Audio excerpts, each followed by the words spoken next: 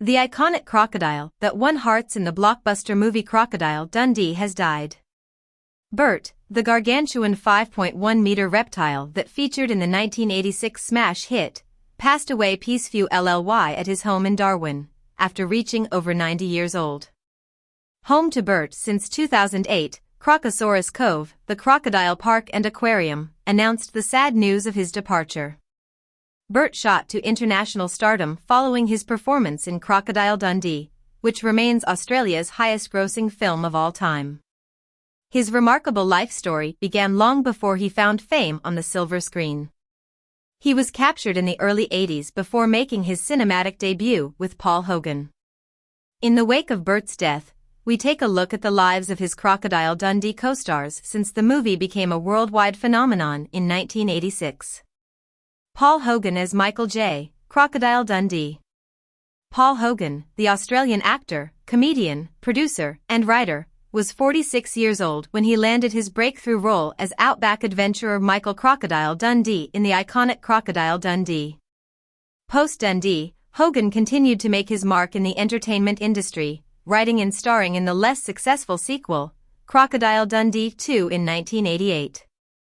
He also appeared in two other films that didn't quite hit the mark at the box office, Almost an Angel and the comedy western Lightning Jack. Hogan actually turned down the starring role in hit movie Ghost in order to make Almost an Angel, with the lead role instead going to Patrick Swayze, who starred opposite Demi Moore. Hogan shared the big screen with a young Elijah Wood in the film adaptation of Flipper. In the early 1990s, a Paramount executive pitched a concept of a Crocodile Dundee and Beverly Hills Cop crossover, but nothing materialized. In 2001, he returned to his famous role in Crocodile Dundee in Los Angeles, which unfortunately did not fare well either critically or commercially and marked his last role in the U.S. Despite the downturn in his Hollywood career, Hogan has remained a significant figure in the entertainment world. Hogan joked he was a one-hit wonder as he received the Longford Lyell Award for an outstanding contribution to the Australian screen in 2016. In his personal life, Hogan has been caught up in some ugly divorces and tax issues. Hogan first tied the knot with Nolene Edwards in 1958.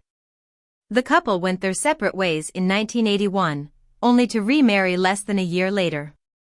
Their second split in 1986 was dubbed one of Australia's most acrimonious celebrity breakups. Hogan then walked down the aisle with his Crocodile Dundee co-star Linda Kozlowski in 1990. He fathered 5 children with his first wife and 1 with his second. In October 2013, Kozlowski filed for divorce from Hogan on grounds of irreconcilable differences, with the divorce being finalized in 2014. Linda Kozlowski as Sue Charlton. In the movie, she portrayed Sue Charlton, a reporter assigned to profile Mick Dundee, only to unexpectedly fall for him. Life mirrored art as Linda Kozlowski developed feelings for her co-star Paul during filming, causing a stir in his marriage. Despite their 19-year age difference, the couple married in 1990 and had a son, Chance, now 24, before divorcing in 2014. The former couple shared the big screen once again in Almost an Angel in 1990 and in 2021's sequel Crocodile Dundee in Los Angeles before going their separate ways. Kozlowski, who was nominated for a Golden Globe for her role in Crocodile Dundee, turned her back on Hollywood eventually. The Gillard-trained theater actress told the Herald Journal in 2001 how working on straight-to-video, schlocky films was giving her an ulcer, adding of her decision to quit showbiz. I was about to turn 40 and just wanted to have a baby. And time was running out and I was miserable really, in the last 2 jobs I'd done.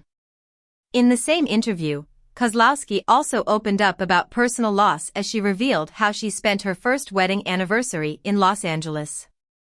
I lost a lot of friends to AIDS and my 2 closest friends in the whole world, she shared. One of them, who I grew up with, was like a brother to me, died on my 1-year anniversary to the day.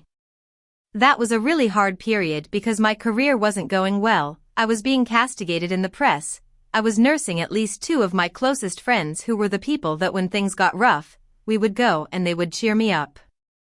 They suddenly weren't there anymore.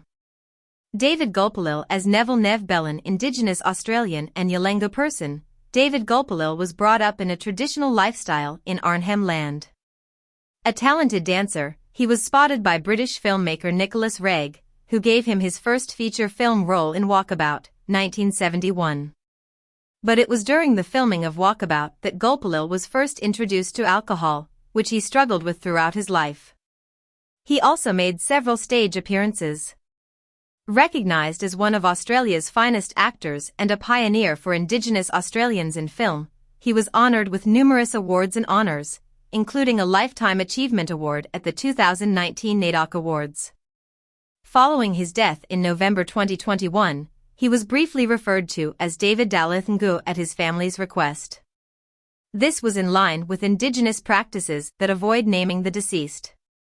Gulpilil had multiple run-ins with the law as he grappled with addiction issues following his appearance in Crocodile Dundee, but finally got sober in Berrima Prison in Darwin, after being found guilty and sentenced to 12 months after being charged with aggravated assault against his wife.